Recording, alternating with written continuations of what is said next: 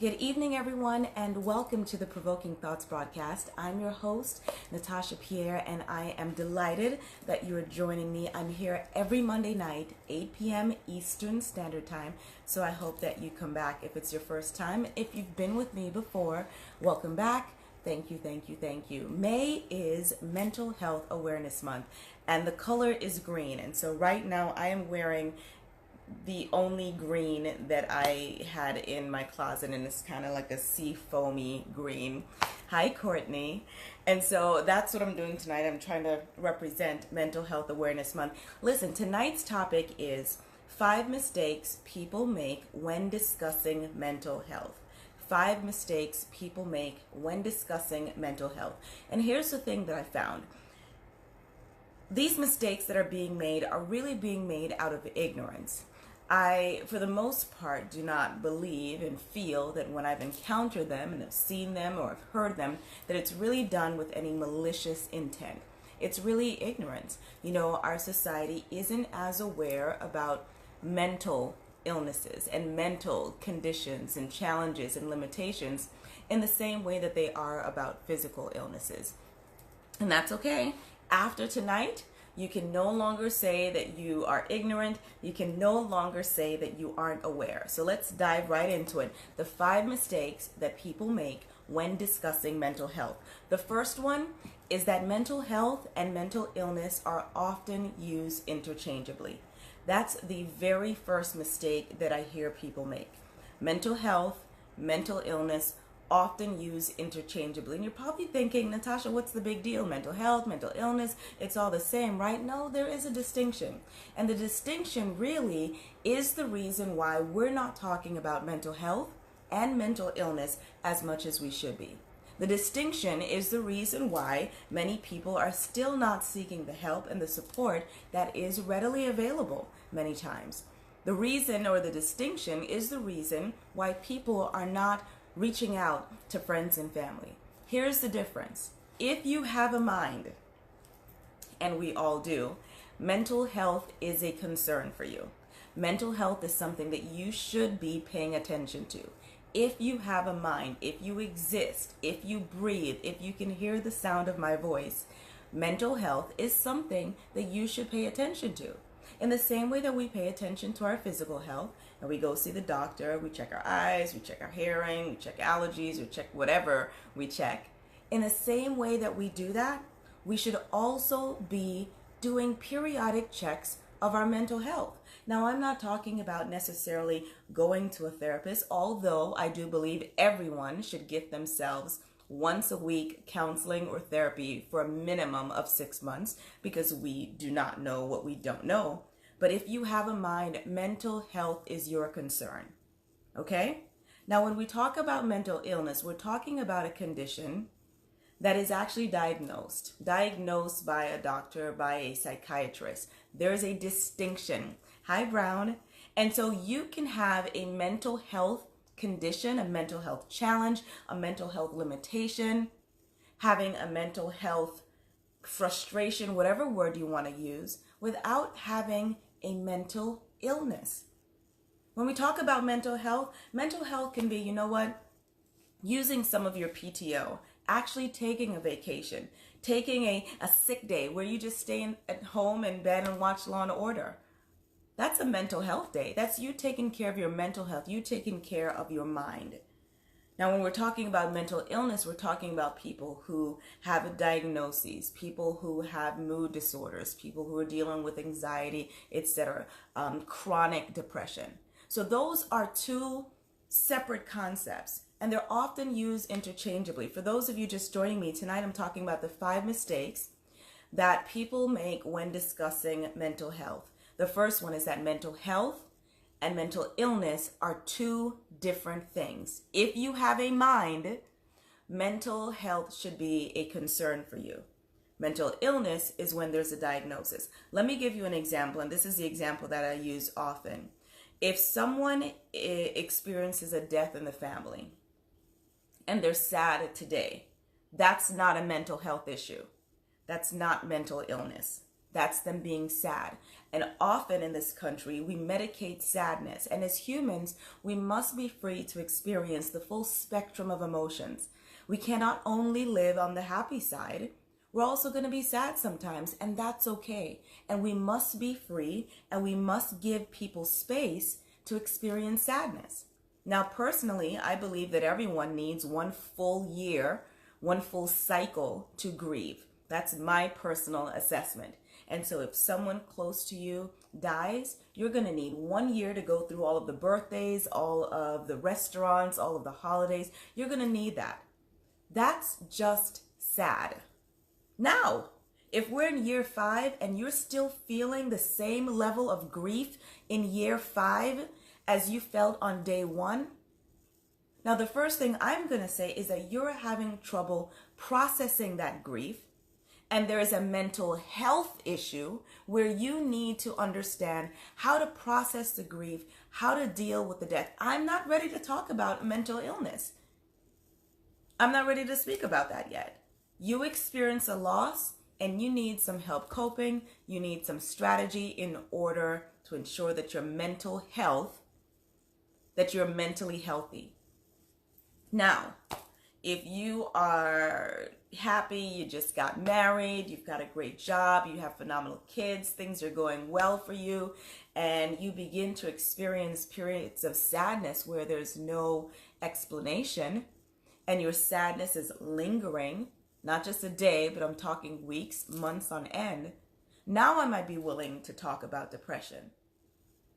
But in this country, again, we are too quick to medicate sadness. We're unwilling to just sit in negative emotions and negative experiences and feelings. We feel that we've got to hurry up and get back to being happy. And I believe that, I think I read something this week that spoke about toxic positivity. And I really believe that that's a thing. We're not supposed to be happy every single day. There's going to be some things that cause us to be distressed, frustrated, annoyed. We won't be bouncing off the walls in those moments. But that's not depression and that's not mental illness, okay? So that was number 1. Here's the second thing that I realized, the second mistake that I realized that people are making when it comes to discussing mental health. And this is something that I see a lot with friends and family, caregivers of anyone that has a mental illness or is close to someone that is experiencing a mental health challenge. And that is, you fail to check your ego. Yeah, you fail to check your ego. I'm sorry. I'm really not sorry. It's going to sound harsh, but listen to me. For anyone that's experiencing a mental health challenge or living with a mental illness, it's not about you. I know you're concerned, you want to help, you want them to talk, you want to get them out the house, you want to understand, and you want to make them talk now because you feel helpless. Well, here's the thing. Your need to understand what they're going through will never be more important than their need to feel safe and to feel secure. A person who is experiencing a mental health challenge or living with a mental illness cannot articulate to you something that they have not yet been able to articulate to themselves. And many times, because of our desire to help and we want to heal and we want to fix it, we want to make them feel better by 9 o'clock tonight, we push and we push and we push. And we want to understand and we want to get it. Tell me, help me understand. Tell me, why do you feel this way? Why do you feel sad? There's no reason for you to be sad. It's not about you. It's about what they are experiencing. And so when I talk about checking your ego at the door, and a mistake being that we forget to check our ego, sometimes we rush in, we want to save the day. And in the process of wanting to save the day, we push away the person, we push away the people that we want to get close to, that we want to draw near to us, because we've made it about ourselves instead of making it about them, about what they need at this moment. Maybe they don't want anything from you, but for you to just sit there and be quiet. Maybe what they need in that moment is not to go out and have a good time, but for you to just sit on the couch next to them and laugh with a romantic comedy. Maybe what they need in that moment is not for you to constantly ask questions. Well, how do you feel? Why do you feel that way? Well, nothing's going on. Well, can you tell me about it? Maybe what they need is just for you to give them some time. So when we're talking about being supportive friends and family members, when we're talking about being excellent caregivers, I know it's tough. I know it's tough because it's a position where you feel helpless, where you feel that there's nothing that you can do in that moment, and a friend or a loved one is hurting and there's nothing you can do. But your presence, your very presence, is doing something. So check your ego at the door. Don't make it about you. It's not about what you understand in that moment, but it's all about how that person feels. All right? If you're joining me tonight, we're talking about the 5 mistakes that people make when discussing mental health. The 5 mistakes people make when discussing mental health. Here's number 3. You're unwilling to do the research. This one is one of my pet peeves. You're unwilling to do the research. Here's the thing. Information is absolutely free. Google, YouTube, absolutely free. You can search for information all day long. When you recognize or when you learn that there's a friend or a family member that has a diagnosis or that is experiencing a mental health challenge, the first thing you need to do is go to Google. There's so much information out there. So let's look at it this way. If you learn that your friend has lupus or cancer, fibromyalgia, sickle cell, or any physical ailment, one of the first things you're going to do is you're going to look it up. Oh, okay. What is fibromyalgia? What is Crohn's disease? What is sickle cell?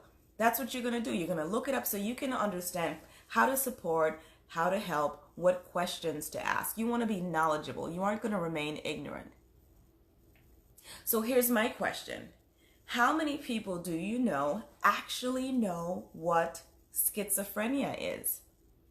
How many people do you know actually they know what bipolar disorder is, or anxiety, or what borderline personality disorder, or anxiety, generalized anxiety? How many people, and do you know what those conditions actually mean? So going back to number 2, we're talking about checking your ego. And when we fail to check our ego, that's a mistake that we make when discussing mental health. Well, what goes along with it is doing your research. Before you bombard someone with a gazillion questions about why they're feeling this way when everything is so great in their life, pause to do your research. And this is a frustrating one for me because many times when I work with clients, their family and their friends are not even aware and knowledgeable of what their diagnosis is, what it means, and how it shows up in their life. And so now imagine how that individual must feel that the people closest to them aren't even taking the time to understand what it is that they're going through. We're not talking about being able to feel what they feel and knowing it from a personal lived experience level. But what we are talking about is having a foundational understanding of what it means, having a foundational understanding of what depression is, and why sometimes when life is absolutely seemingly wonderful, that a person can still experience symptoms of depression and a loss of interest in things that they used to do, weight loss, weight gain, etc. You've got to do your research. Here's the thing. Friends and family, you do your research. If you want to show that you are an amazing caregiver and that you are a phenomenal support system and that people can actually turn to you, you're going to have to do your research. Okay? The onus can't be on the individual to come up with all of the answers for you. You're going to have to come to them with a foundational understanding of what it means to be experiencing what they're living with, what they're dealing with. Okay? So we're counting through the 5 mistakes that people make when discussing mental health. The first one was using mental health and mental illness interchangeably. The second one was failing to check your ego and making it all about you when it's really all about them. The third one is being unwilling to do your research. You got to do your research. Here's the next one. And this one, if I ever had a pet peeve, this would be my pet peeve. Refusing or failing to use people first language. Refusing or failing to use people first language. I actually had last year a really, I'll call it a very big disagreement with someone about people first language. Let me tell you what it is. People first language means that you address and speak to and refer to the person before the condition, before the limitation, and before the diagnosis. So for example, a person isn't bipolar. A person has bipolar disorder. A person isn't schizophrenic. A person has schizophrenia. A child is not autistic. A child has autism.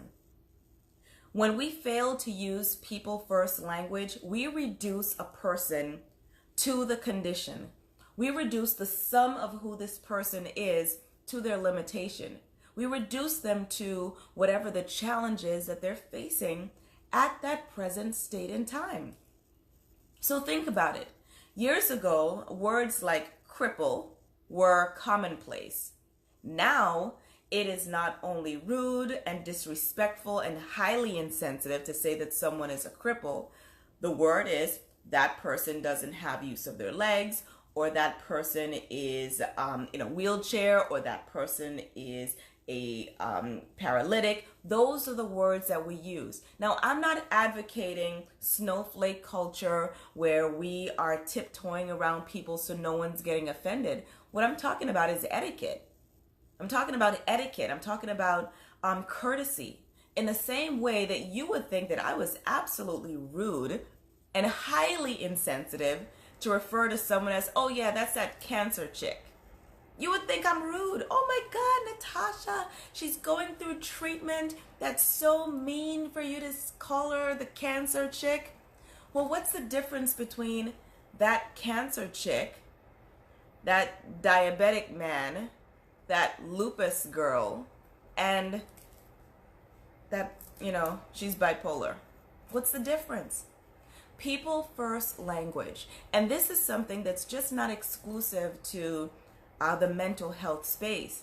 This is something that's just failing in our society. We have really, in my opinion, we're experiencing a decline in respect, a decline in empathy, a decline in what Stephen Covey spoke about in his book, The 7 Habits of Highly Effective People, seeking first to understand and then to be understood.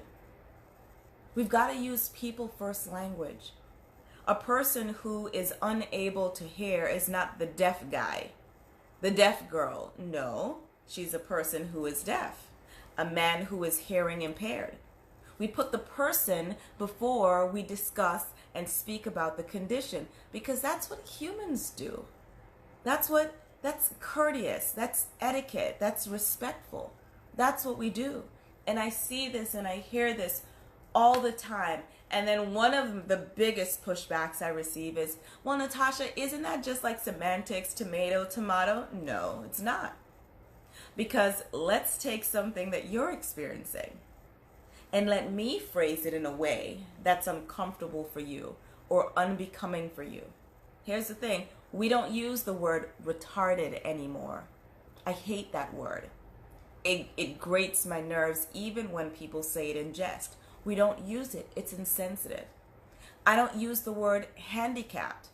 And whenever I hear it, I politely, gently suggest that we use a word like disability instead. Why? Because it's insensitive. And here's the thing, when we know better, we do better.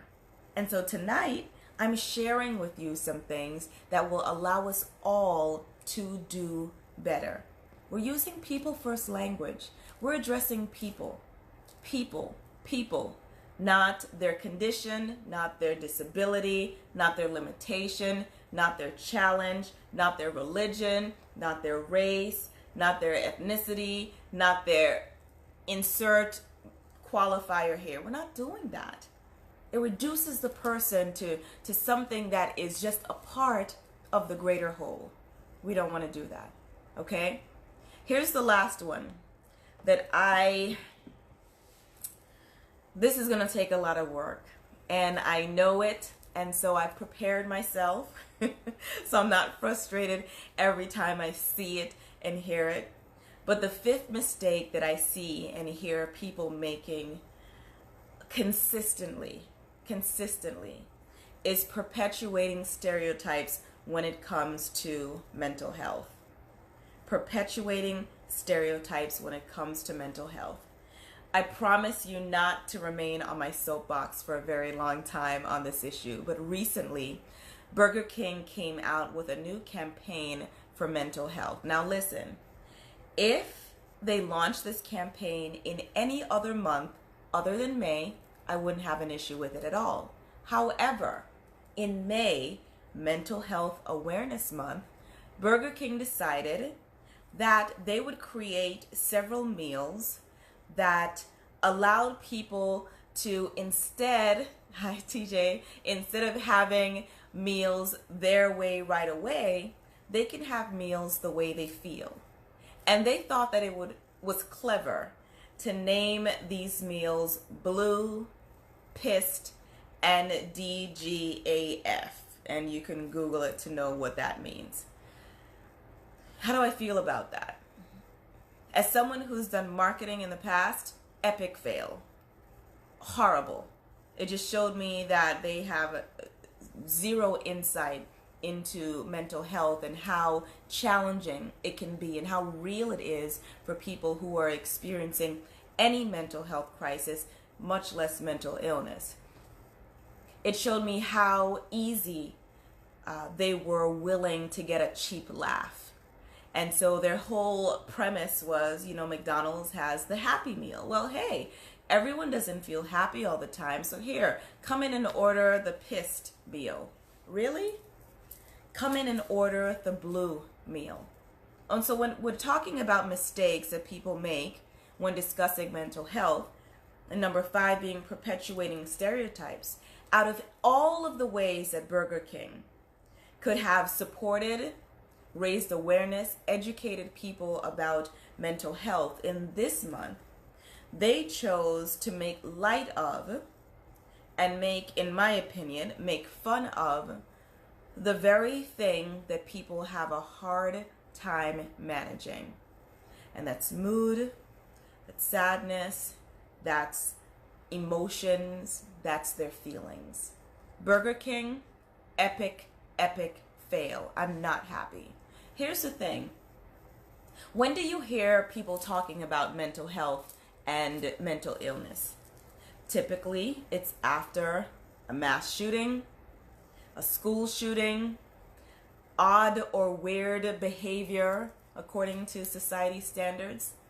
Does that happen? Of course it happens. But here's the thing. Generalizations do not tell the full story. And so I can find generalizations in every segment of society. I can make generalizations about churches. I can make generalizations about sororities and fraternities, about industries, about people. I could do that, but it doesn't tell the whole story. And so one of the mistakes that I see and hear all the time, I see it on social media, and this is me slapping your hand, is we perpetuate stereotypes relative to mental health and mental illness. And those stereotypes are why there's 1 in 4 people now, it used to be 1 in 5, 1 in 4 people are dealing with a mental illness, and many people are not seeking the support and seeking the resources and the help and the treatment that they need because of these stereotypes. Who wants to be known as someone who could possibly shoot up a school? Who wants to be known as someone who might go postal? Remember that years ago? Who wants to be known as that? Who wants to be known as someone that's volatile and unpredictable? And every time we reinforce, restate, and continue to perpetuate those stereotypes, what we're doing is we're telling people it's not okay for you to share how you feel. It's not okay for you to tell me what you're experiencing in earnest. Hide some of the details because those make me uncomfortable. For those of you just joining me, thank you so much. I'm Natasha Pierre, if it's your first time introducing myself to you. Tonight, May is Mental Health Awareness Month, and so tonight I share the 5 mistakes that I see and hear most often when people are discussing mental health. The first one is that mental health and mental illness are often used interchangeably.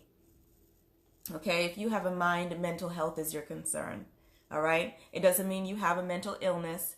It doesn't mean that you have a diagnosis. It means that you care about your mind in the same way that you care about your body.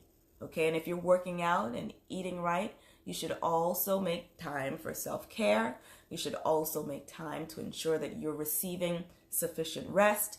You're receiving the nutrition that you need in order for your mind to function at optimal levels. All right? If you take care of your mental health, it safeguards you from developing sometimes a mental illness. So take care of it. Here's the second mistake. Failing to check your ego. I don't care how you feel about someone. And I know that's kind of strong language to use, right? But I really don't. I don't care how you feel about someone who's experiencing a mental health crisis, a mental health challenge, or has a diagnosis. I really don't care how you feel. You want to know why? Because how you feel will never be more important than how they are feeling. And so your need to understand, your need to get it, you thinking that it's just in their head, check your ego. Check your ego. It's not about you. How insensitive would it be for me to walk into the room of a person who's receiving cancer treatments and be upset because they're not listening to me and my troubles, because they can't articulate what chemotherapy feels like or what radiation feels like? Absolutely insensitive. Check your ego. It's not about you. Here's number 3. Please do your research. Please, please, please do your research, all right? If you are a friend or a family member of someone who has a diagnosis or who is experiencing a mental health challenge, do your research. Find out what it is that they're experiencing before you approach them with wanting to talk. Have a foundational understanding of what they're going through and what life feels like for them right now, okay? Number 4 is we're using people first language, okay? Please do not reduce a person to their diagnosis. Do not reduce them to their present and current state of being. Please do not reduce a person to their limitation or to their disorder. That's just temporary. That's just them today. Their identity, the sum of who they are, is significantly greater than what they're experiencing today. So be a good friend, be a good family member, use people first language. No one is bipolar. No one is autistic. No one is schizophrenic, okay? A person has bipolar disorder. A person may have schizophrenia. A person may have autism. In the same way, a person may have Crohn's disease or may have lupus. And we're not going around calling people the cancer chick and the lupus chick. We want to make sure that we're consistent across the board. As with physical health, so with mental health.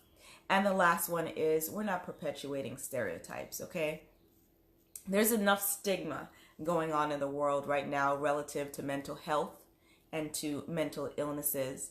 Please, please, please, please, please do not perpetuate, feed in, reshare, retweet, comment on, laugh at anything that reinforces that people who are experiencing a mental health challenge and people who have a mental illness are dangerous. Please do not do that. It's damaging. And when right now suicide is the number 10 cause of death in the nation. In Maryland, for I believe children between the age of 10 and 16, suicide is the number 1 cause of death. We want to be an empathetic, loving, supportive, communal society. And in order for us to do that, it takes correcting all of these mistakes that we make. Okay? Please share this video. May again is Mental Health Awareness Month. Have some courageous conversations. Talk to some people. Talk to your family members about what they're feeling. I'm not saying that you may have a mental illness. I'm just saying that it may be time for you to pay attention to your mental health. All right? Thank you so much for joining me. I'll be back next week, 8 p.m. Eastern Standard Time. Provoking Thoughts. I've been doing this for, wow, maybe the last 2 years now. Time is just kind of flying. But I appreciate you and I thank you so much for joining me tonight. I'll be back next week. I'm Natasha Pierre. Share the video. I'll see you next week.